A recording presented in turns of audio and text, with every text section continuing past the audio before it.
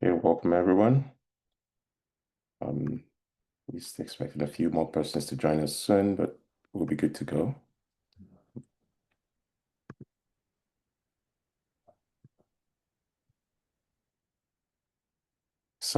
Welcome to this webinar.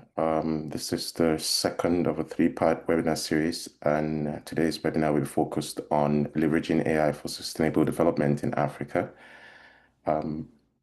We'll be joined by two outstanding scholars and guests who would be sharing some perspectives to us on how we could leverage Africa, particularly for Africa's development.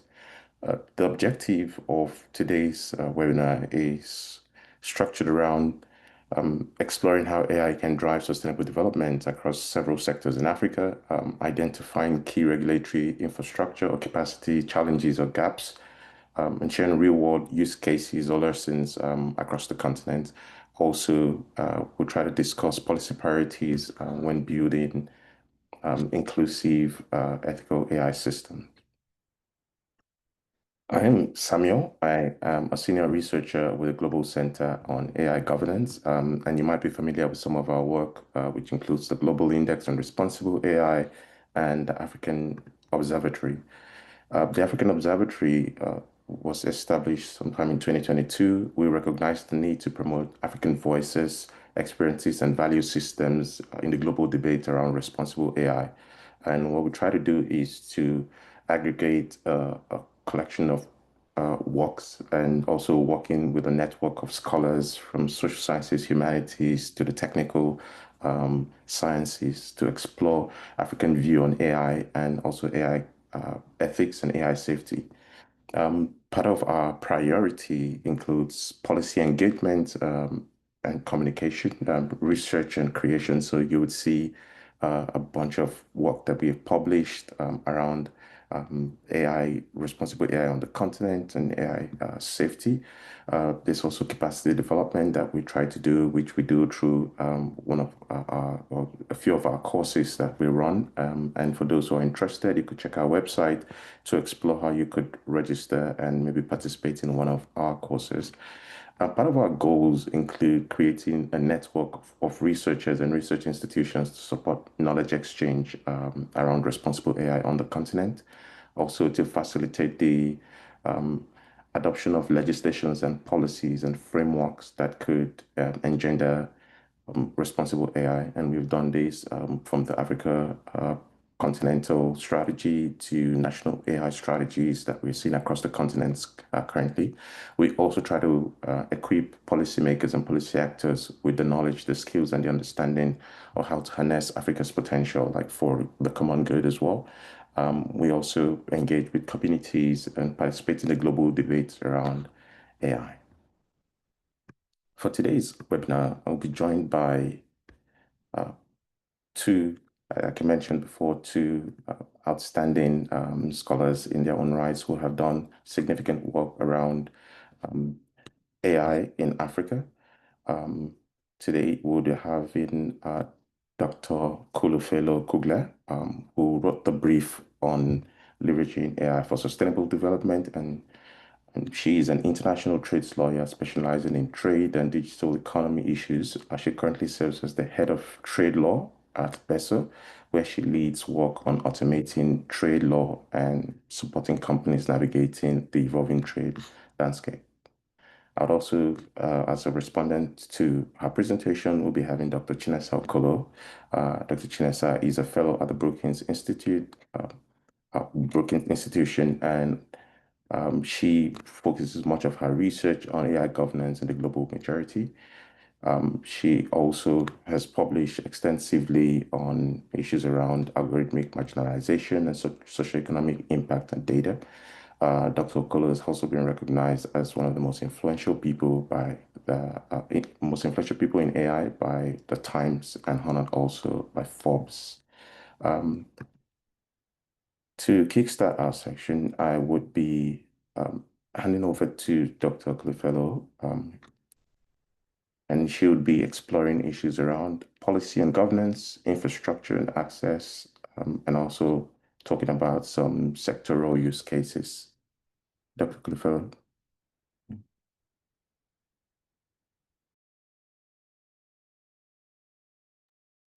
Hi, thanks a lot. I'm just gonna share my screen a second.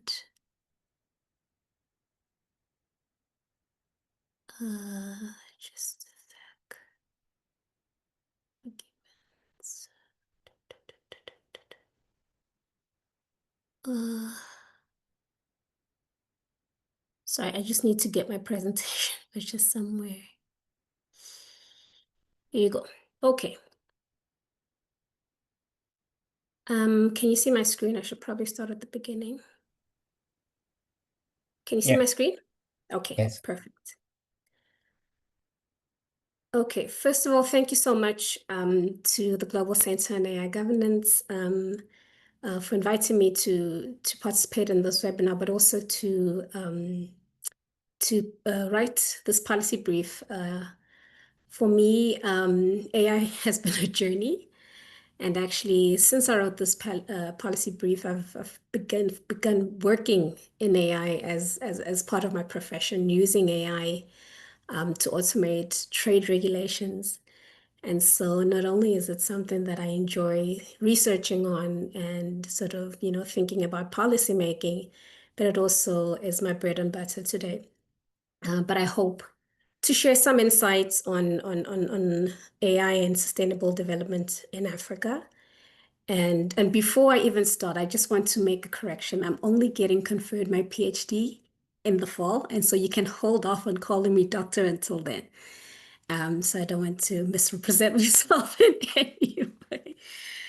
Okay, so I hope this is going to be an interactive session later, but I do have a few things to share with you by way of presentation, and then hopefully to engage with you on some of these issues as we proceed in our presentation.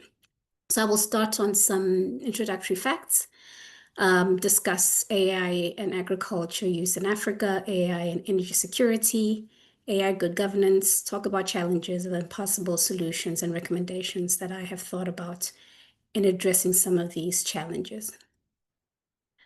Okay, so we all know, and I think there's been a lot of research by McKinsey, by PwC, by many other outlets talking about the advantages of AI to the economy and to global GDP. And so PwC has estimated that AI can contribute to about 15.7 trillion to the global economy by 2030. And interestingly, AI's impacts could be realized in low and middle income countries.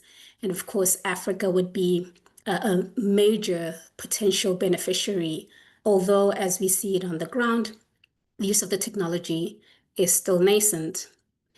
But nonetheless, we've seen that Africa only represents so far 2.5% of the global AI market, which is about $0.4 trillion. However, we could see this increase to 2.9 trillion by 2030, which is equivalent to the increase in annual GDP growth in Africa by 3%. Essentially, deploying AI could, of course, provide employment opportunities, seeing about 500,000 individuals being employed in this sector and raising about 11 million Africans out of poverty per year. So essentially, just underscoring the potential that Africa promises for the African economy at large.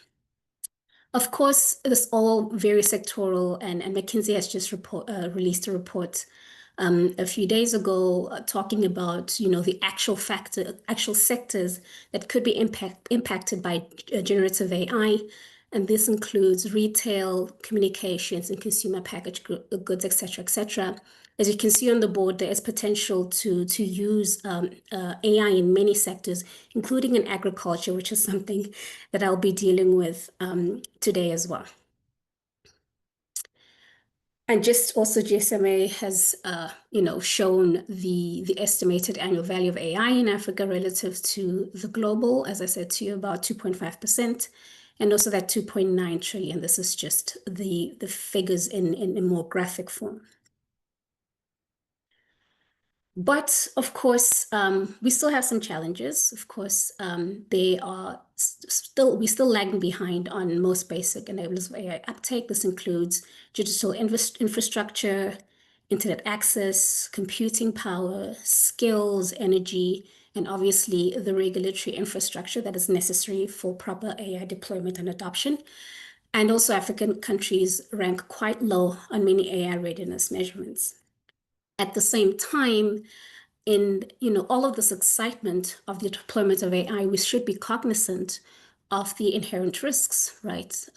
We know about the bias challenges, discrimination, privacy concerns, ethical issues, challenges to democratic process, including misinformation, disinformation. And this is not only, sort of relevant in the African context, but this is also a global phenomenon, as we've seen through electoral interference in many countries, including the US.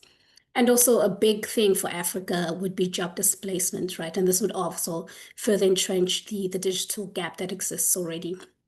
Obviously, all of this, risks require technological, societal, and of course, the regulatory wherewithal, and of course, strong institutions in order to govern, to regulate, and to address some of these risks. So the first topic that I'll address is AI and agriculture. And I think one of these, obviously, the most obvious reason is food security in Africa, right? Africa is facing huge food security challenges. Africa is unlikely to meet its SDG 2, goals because of climate change, because of rising, costs of food, fertilizer, fuel, and ongoing conflicts in areas that do affect the ability of Africa to feed itself, including in the Ukraine. Of course, Africa is a net food importer, and that affects obviously how it feeds itself through exogenous shocks, right? External shocks to the African market. Africa subsistence is, African agriculture, the backbone of African agriculture is still smallholder subsistence farmers, but they also face challenges specifically from climate change. As we know, Africa does not create a lot of, this climate change phenomena, but we are the most vulnerable from it. And so AI is particularly suited to address some of these challenges. And I'll just name two methods that have been used to address this challenge. So, for example, precision agriculture, precision farming, using technologies including advanced sensors, GSPs, drones, essentially to collect the data that is necessary from the ground to increase crop yield, and also to just make sure that climatic changes are predicted using data analytics. And this has been proven to be very, very useful. I've seen it myself. I went to a farm and saw this actually in progress and in action. And it's really impressive the type of improvements that have been seen from just adopting precision agricultural practices and data analytics, including predictive analytics, using historical data in order to help farmers to deal with unpredictable environmental changes. So some of these, and I've sort of alluded to one of the projects, but this is not the one that I attended in South Africa. This was in the Western Cape, but the South African government has used through a project called Precision Agriculture for Development, using mobile technology to deliver tailored agricultural advice to smallholder farmers. Essentially, farmers are provided with real-time access to information on weather, on market trends, and of course, this makes them, gives them information that they need to improve their agricultural productivity, but also decision-making as to how much how much seed to sow, for example, depending on the climatic conditions that they can get from some of this information, some of this technology. Another project that has been unfortunately affected by some, aid sort of changes in aid is the Regional Center for Mapping Resources for Development. That's essentially headquartered in Kenya, but serves the East African region, and this was supported by USAID and NASA. Essentially here, AI, satellite, and geospatial technology is used to provide crop information, crop health, soil moisture levels, pest infestation, et cetera, And of course, this provided farmers, the necessary information to make decisions, to optimize resource use, and of course, to enhance crop yields. Now, another area that AI can be used, obviously, is AI is energy security. I mean, I don't need to tell anybody living in Africa that Africa has a huge energy problem. Essentially, as we see the numbers here, there are 1.3 billion individuals living in Africa, and almost half of those do not have access to electricity. And Africa only produces 3% of the world's electricity. And as the African population increases, we see that there are challenges not only in the urban areas, but especially in the rural areas through this rural urban divide that obviously affects a lot of socioeconomic um, aspects. And of course, seeing that as energy use increases, the continent's reliance on fossil fuels like coal, for example, and outdated grid systems is unsustainable. Some of these grid systems have been developed, during the colonial era and haven't really been updated since. This is really, really old technology. And some of the technology that can be used, for example, is smart grids and also using AI to integrate renewable energy into the grids. Of course, Africa has a lot of, natural resources, including wind, water, and sun. And so being able to harvest this, natural phenomena to integrate renewable energy into the grid not only solves some of the energy challenges, but also solves another problem, which is the effective use of renewable energy sources. One of the case studies that we've looked at is the use of, the nascent use of AI and smart grids in Ethiopia, where Ethiopia uses machine learning algorithms to enhance the efficiency and reliability of the energy system. The machine learning algorithms can use satellite imagery to identify latent electricity demand and to help planning. And some of this technology also helps in sort of power shortages, but also power theft, which is a problem in many African countries, including my own South Africa, where grids are disrupted because of theft. And once that happens, it's very quick for the system to to alert, to ensure that there's quick maintenance, there's, very quick reaction into dealing with this energy disruptions. Sorry, that was not. Anyway, so last but not least, and that slide was not the correct one, using AI in good governance. And so, colloquially called corruption, which has been called Africa's undeclared pandemic. As you can see on the slides, the numbers are quite grim. AFDB estimating that Africa loses about 148 million annually on corruption. That was back in 2015. And then specifically on illicit financial flows, UNCTAD showing that Africa loses about 88.6 billion per year, which exceeds at the time the 48 million received in foreign aid and the 54 billion received in FDI, respectively. And so research also shows that governments in countries that have high levels of IFF spend 25% less on health and 58% less on education compared to those with lower levels. So essentially, corruption really affects the way that governments even work and are able to provide services to their populations. So one of the advantages that AI can be used to support good governance is using ML capacities on large data sets. They can detect anomalies. They can predict corruption patterns that make it which make it uniquely suited to disrupt entrenched practices. AI solution can also pinpoint suspicious transactions, monitor procurement processes, and identify networks of corrupt practices. And I think public procurement is really one place that AI can be deployed in order to support good governance and to decrease corruption as well. This can be through detection of irregular bid patterns, discrepancies in pricing, contract mismanagement, collusion, bid rigging, and inflated prices. And I think really arguably the biggest advantage of deploying any type of digitization, including AI technologies, is really through replacing manual processes that are corruption prone.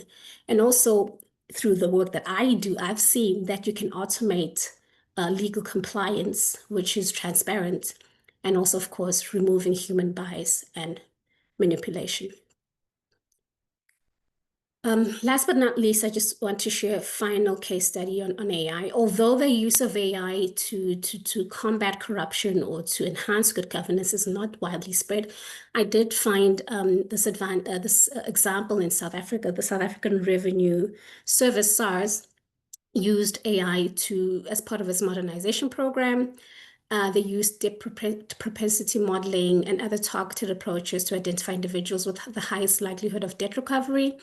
This process was streamlined and delivered really substantial results for the country, including within the first 11 months of the tax year, about 11 million billion dollars in additional tax revenue was recovered through the use of machine learning.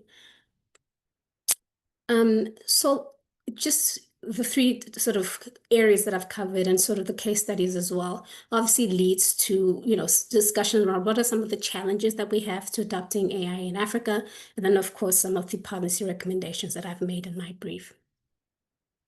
Obviously, one is being the lack of appropriate policy and regulatory frameworks, although we have the continental AI strategy that the AU has developed. Less than 10 African countries have actually got their own AI policies. Some are in the works, including South Africa's. But this sort of fundamentally shows that African countries are not ready and have not even thought about, or at least, put onto paper their thoughts around how to govern AI generally and broadly. Lack of appropriate policy and regulatory framework does not only stop at specific AI regulation or policies, it goes on to many other types of AI or technology-related regulation, including regulation around electronic transactions, data protection, cybercriminality, consumer protection, and direct taxation. So I did a little bit of research to show that there is really a low uptake, and at least in some areas, including, for example, online consumer protection. This could also obviously be relevant with AI, predictive analytics, et cetera, which leave obviously customers vulnerable to, unable to get legal recourse when shopping online, for example. Secondly, we've seen obviously chronic underinvestment in digital infrastructure. I don't have to say much about that, but just generally to show that 40% of Africans have access to the internet. This is compared to the global average of 66%. Internet access still is unaffordable, and the public infrastructure, including the AI-specific infrastructure, including data centers, is really not adequate at the moment in Africa. Obviously, also facing critical ITC-related skills. Brookings Institution, somebody on this call might be familiar with this report, highlighting, digital skills that are really lagging behind the G20 average. Just also in the 2023 AI Readiness Index, Africa scored an average of 31.6 points. This is compared to the United States that scored 84.8 points, which was the #1 country. And the last country on the list was North Korea with 9.2 points. So we've seen the challenges, we've seen some of the areas that African countries have made strides in, but obviously here are some of my recommendations that I would like to engage with you on later. Obviously, developing AI policies and related regulation. And of course, AI is a general purpose technology, and some argue that it's not even necessary to adopt an AI Act like the EU has adopted an AI Act, but at least to rather adopt those sort of baseline regulations that are needed, data protection being one of them, cybercriminality, cybersecurity being one of them. And so, we've adopted the AFCFTA Digital Trade Protocol, but a lot of countries will be unable to implement it if it were, adopted today. Of course, there's a 5-year transition time, but this time should be used to really support African countries to be able to not only regulate, but to take advantage of the technology. Investing in digital and physical infrastructure, this is important. Prioritizing digital skills and development. across the board, but also for the youth, right? The youth and also for women and also for those who are differently abled. I think technology will be, a really big opportunity for them to unlock opportunities that they haven't been able to access. Otherwise, encouraging local innovation, I think this is important. We are having many hubs around Africa, in Nairobi, in Cape Town, and other areas in Africa, including in Nigeria and Lagos as well. How do we bring investment into these hubs? How do we grow local AI technologies that are better and best suited to AI, to Africa's specific AI needs? And of course, strengthening anti-corruption mechanisms through including the use of AI. So I'll stop right there. I hope this was interesting, and I look forward to engaging with you. Thank you so much for that very insightful presentation and kicking us off with a bit more detail about how this we can achieve, indeed sustainable development and some of the challenges that come with this.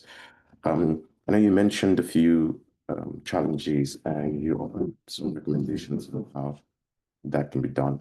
But I want to focus particularly on the policy and the governance part. And I would ask you a question here, Dr. Chinesa, like if you could give us some insights on what the risks of scaling AI in this regulatory vacuum in Africa and maybe by extension the global south.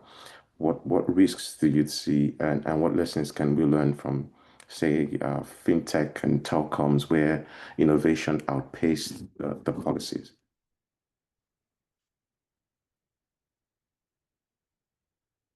So this question is specifically for me or for Dr. Chinesa? Dr. Chinesa, yeah. Okay. All right, great.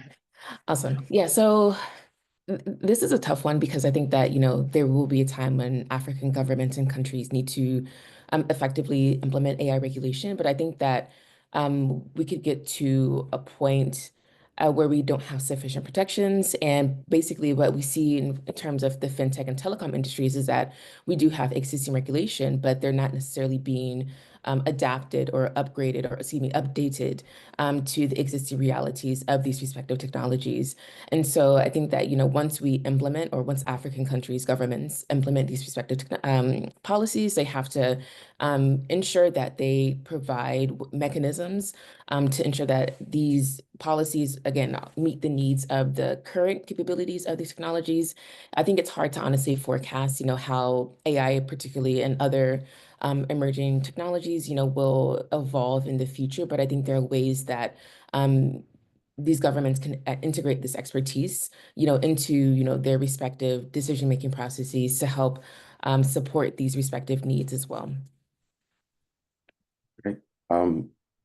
So you mentioned integrating previous experiences into the entire process. Now there remains a gap across the continent. Some countries are making significant contributions into advancing their legislation around AI, and I'm curious to know.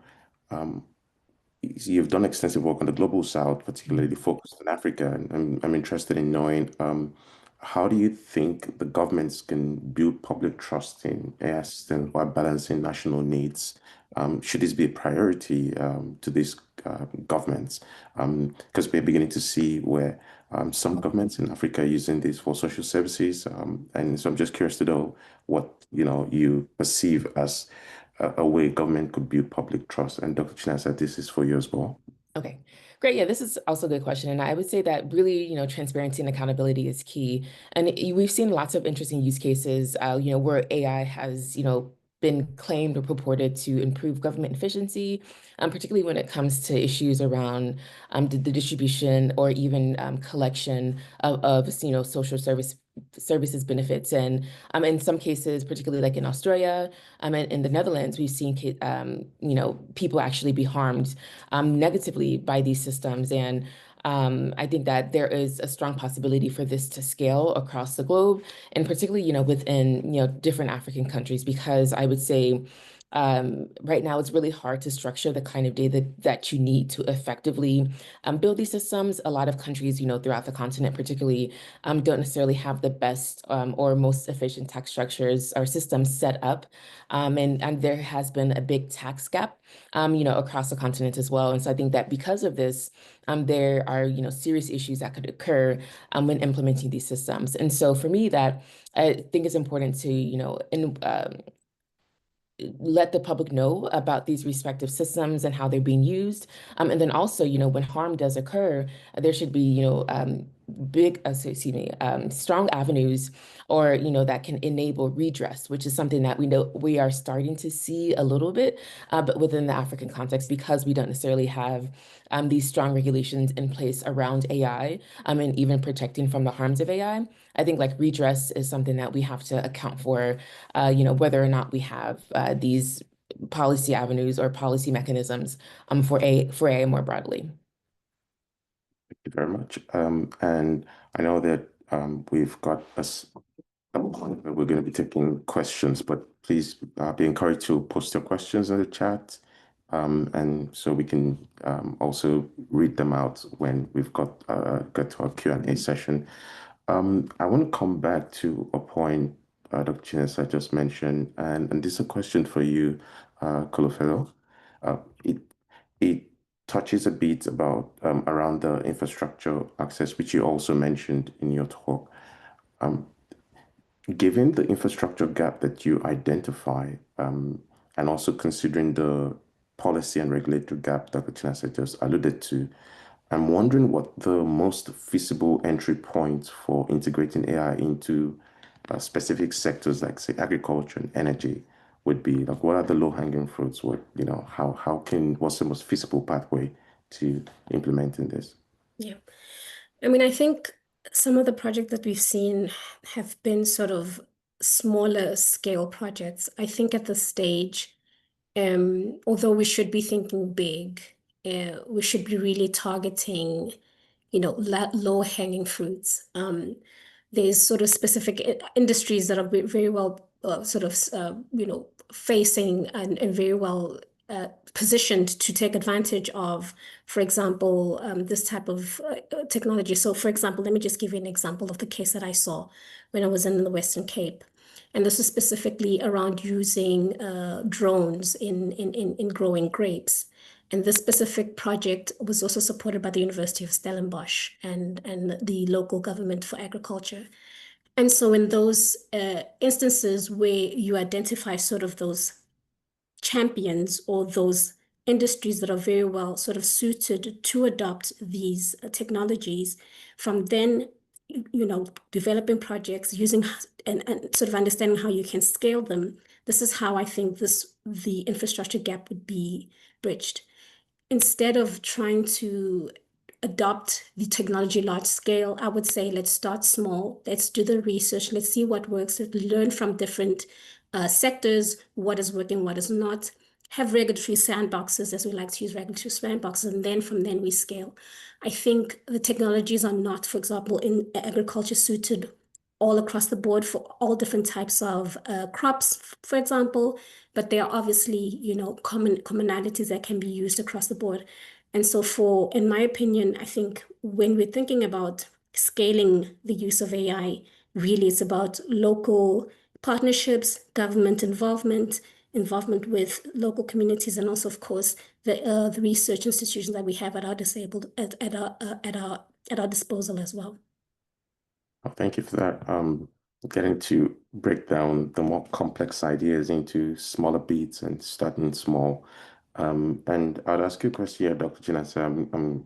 I'm interested in knowing, so given the infrastructure deficit that we see on the continent, especially around the technical part of it, like compute, like electricity, like access to internet, and also access to hardware. Because if we talk about agriculture, many times we require IoT devices that could, or telemetry devices that could get the data, and then we could use that data to train models and all. What do you see as the near-term alternative to centralized AI development in Africa? And do you think techniques like federated learning can help Africa address this infrastructure and data sovereignty constraints that we're currently experiencing? Yeah, I would say that, that I'm not big expert in federated learning, but, from what little I know of it, I think that it's a great approach, to solve some of these issues. And then also, we do see, some extended efforts to build, these AI specific data centers across the African continent, and particularly, from like, Stripe and Siwa's Cassava AI, first AI factory within the continent. And I'm looking forward to seeing how that, is deployed. I know that it should be happening pretty soon, starting in South Africa next month. And so for me, because I also don't believe that, every, African country necessarily needs a super big, AI specific compute cluster or data center, for example. And so because of, the climate concerns and also just the energy and efficiency concerns as well.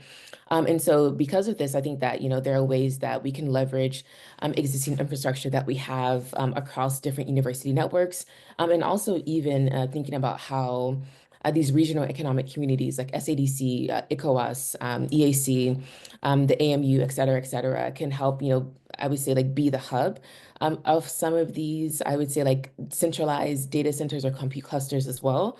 And then really, engaging the African Union and supporting some of these efforts to ensure that they are being regulated, and then also that because about 40 or so African countries have these data protections in place, I think that federated learning pretty much falls in line, I would say, with the goals or the provisions within these respective data privacy protections. And so I think that African countries will also, or governments, excuse me, will also need to ensure that their existing regulations fall in line and can be updated as needed to support the wide scale adoption of techniques like federated learning and others as well. Thank you very much. Given the existing gap that current technology creates, in Africa, we know, for instance, in the agricultural sector, that smallholder farmers still are very, subsistent in their approach to farming. They're not mechanized. And I'm wondering, Dr. Kulafel, you talked about this in one of your use cases. I'm wondering, how do we ensure that AI tools in agriculture across the continent benefit smallholder farmers rather than, widen the existing divide? No, I think I mentioned this before. I think it goes through partnerships and really getting governments, including local governments, involved in supporting smallholder farmers. A specific project that I spoke to you about was, a collaborative effort, with overseas development assistance, with, funding, foreign funding, but also with domestic South African Department of Agriculture involved. And where there is enough will and where there's enough support from governments, including, local agricultural, groups, support groups, this is where we can really see the difference. I think individual smallholder farmers are really sort of vulnerable. They don't have much, profit. They don't have big profit margins. They don't have much scope to adopt these technologies. But once there is sufficient support, including from our own governments, this is where we can really see these projects thrive. Thank you very much. I'm so this raises a couple of questions, and I can see that there's an interesting group of questions coming up. Um, Dr. Chinasa, you talked about the the localizing the policy space, all the policies, AI policies on the continent. And I think Dr. Kulifel also mentioned that in her talk. And I'm wondering, like, how can we localize AI solutions? And if we do, is there an opportunity, like an economic opportunity for this? Because oftentimes the tech companies that build this need to sustain themselves. They're not for profit organizations, they are for profit organizations. So do you see like an economic opportunity for localizing AI solutions and having that scale over time? Yeah, I would say so. And I think that, efforts like public procurement can definitely help in this. When we think about the US, for example, there are many contractors to the US government, whether they be AI, defense, or staffing, contracting companies as well. And so I think that this model can, definitely serve as a way to help spur local AI ecosystems. I think, obviously this is only like one aspect that will play a big factor in this. I think obviously, infrastructure is very much key.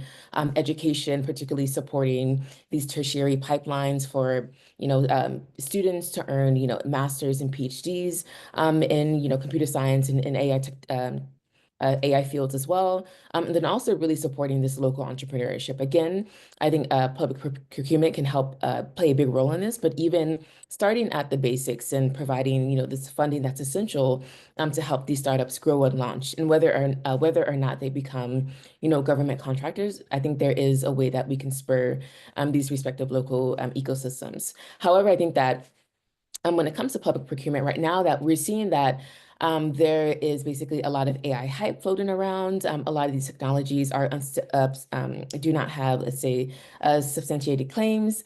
And so we really have to ensure that there's also transparency in the process of procuring and adopting and integrating these respective technologies, for government operations. And even though there may be a local solution, if it's not a good solution, we should not, try to prioritize it over something else that actually works. And so we still have to ensure transparency mechanisms throughout this respective procurement and adoption process as well. Oh, thank you. I would like to offer my opinion on this one. I think in my opinion, adapting AI to local sort of realities is something that right now might be sort of a pipe dream, but it's really what we need to do going forward.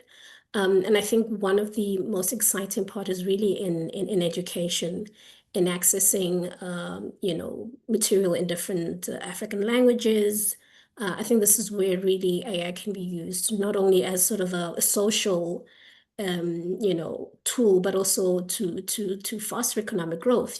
For example, if you can have people in the rural areas able to, for example, the farmers able to access information in their own local language, that fosters economic growth. And so I think, beyond just sort of these platitudes about, social norms, I think African developers and also African investors and African governments should be seeing the technology as really a means to grow economies through access and through scale through access. Thank you very much for that. And I think both of you mentioned something that I want to get out, or get at. It's focused on the skill gap that currently exists. So there's a need for, we talked about the need for, if we take the policy or rather the government procurement approach, we talk about empowering local innovators to build. And also we talk about if we were going to distill the access to the technology to local farmers or to like smallholder farmers, for instance, then it would require people with knowledge of the terrain, the context, and the language to be able to do that. And this raises a big question around the gap. So, and this question goes to both of you. Do you think that we are building an AI workforce for innovation at the moment, or are we just outsourcing, digital labor? Because much of the people leading the frontiers from the African perspective many times have to work for global north companies because they're the ones that can afford to pay them what they're worth in the market, and they're also the ones that can afford, the compute infrastructure that is required to build those type of models. So I guess my question is, are we building the right AI workforce for innovation in Africa, or are we building a workforce that we are hopeful to outsource? Dr. Chinasa, you could start. Sure. Yeah, great question. And so, because of the skills gap, we often see data and also other forms of gig work, being seen as an entry level to participating in AI development.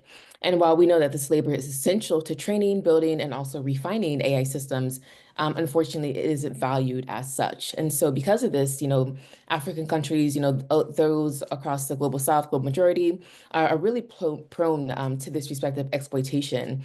And because, again, the skills gap doesn't provide a lot of incentive, for upskilling, and even the nature of data labeling, data annotation work itself doesn't necessarily incentivize workers or provides them pathways to these greater opportunities. I would say like these workers unfortunately get stuck in this respective cycle. And because of this, I think that There are ways that governments also have to engage in reform around this type of labor, alongside obviously, again, building these respective governance mechanisms to ensure that all aspects of AI are sufficiently regulated. And then again, as I, previously mentioned that, this tertiary level education is, in my opinion, will be really key within the African context, to really building up this respective pipeline of these skilled AI workers that can, lead AI research, lead AI development, and not be relegated to these quote unquote lower rungs of AI development. Particularly, I like to, reference the US as an example. Academic research has been basically the foundation for basically all of these AI innovations that we see, and also just technology in general. And I think there's a big opportunity to replicate that, within, again, different African countries, and also really expand, I would say, the scale of AI research and development output, because right now we know that it's very low. I think the numbers are around 2% or so, but I don't have, good number of figures on this as well. And also, I think that this kind of relates to the previous question in terms of if we can, scale this support and these pipelines for supporting AI, advanced AI R&D within Africa, we can actually improve these localized solutions, because right now, many researchers and developers are dependent on these open source quote unquote models that are not necessarily trained from the jump, with African context, cultures, and values in mind. And so in my opinion, even if you're fine-tuning these models, they're not as effective as they could be, because we don't know what data was, used to train these models, or even refine them. And so I think that this could definitely be a good pipeline to ensuring that again, these models meet the needs of Africans, and also that we can support spur these local industries for AI across the continent. Thank you for that. Dr. Clifford, you want to add something? Yeah, no, absolutely. And I think what Chinasa just mentioned at the end is really sort of key. It's, we cannot just buy, models or technologies out of the box anymore. We really do have to adapt them to local realities, whether it be in finance, whether it be in agriculture, whether it be in health, because Africans have different needs. But on the training side or the skill side, I mean, Africa is losing about 70,000 skilled workers every year.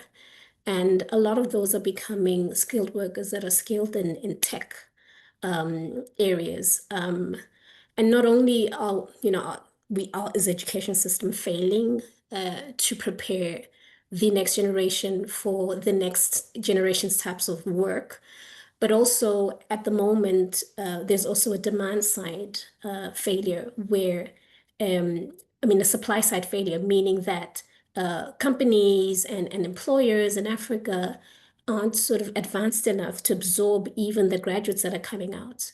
And so right now we see, if there was research shown that for every one postgraduate job that's advertised in Europe, there's about 20 applicants for really high advanced skills in Europe versus 200 applicants in Africa.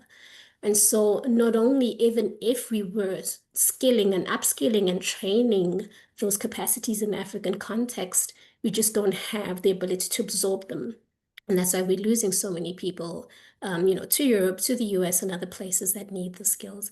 So I think it's sort of a two-prong, solution. We need to obviously upskill, and we really have a lack of skill in advanced technology skills, but also develop the capacity in Africa to absorb the skills as well, and to really scale and to grow the companies that are using the technology and need a lot of tech skills. Thank you very much for that. And now that you mentioned the, the availability of opportunities on the continent at that level, I guess the next question that comes to mind would be, what are some proven strategies, or what strategies do you think we could use, especially in Africa, that can, you know, sort of like close the gap of for marginalized groups of women, youths, and in their use of AI to make them, leaders in AI rather than just maybe users of the technology. Dr. Chinasa, you could start if you'd like. I would say right now it's still hard to understand, like, proven strategies to improve, I would say, or to, I guess, improve these respective pipelines. But I think really just supporting, again, these basic tenets of development, whether it be across healthcare, education, agriculture, and just even promoting good governance in general can really have these trickle-down effects that will have, I would say, just a greater impact more generally, but also in improving, helping to build these respective AI ecosystems as well. And so I always caution, African governments and other stakeholders to not focus on AI as an end goal, but really think about how we can improve just the general daily life, of living or standard of living, for African communities and populations as well. And then again, I think from that, we'll be able to see, greater pathways for improving, Africa's standing or role in this global AI ecosystem. Thank you. I see that we've got about 8 minutes before we round up this session, but we've got a couple of questions coming in. Dr. Khalifa, you have a question for you. Given the increasing evidence, particularly in the global north, of the unsustainable energy demands of AI technologies, can these technologies be designed to contribute meaningfully to energy sustainability? And I would guess you'd want to localize this to Africa. So. I mean, this is a huge question. I mean, I guess ChatGPT uses 1,000 times more electricity than Google does, right? And of course, we're advocating the use of the adoption of AI in Africa, but also not sort of thinking about there's already an energy problem, and two, this is going to exacerbate the energy problem. But of course, within the solution or the technological solution, there's also been solutions to address some of these, energy security issues, including detecting, anomalies in energy use, incorporating more and more, as I discussed in my presentation, the use of renewable energy sources within the grid.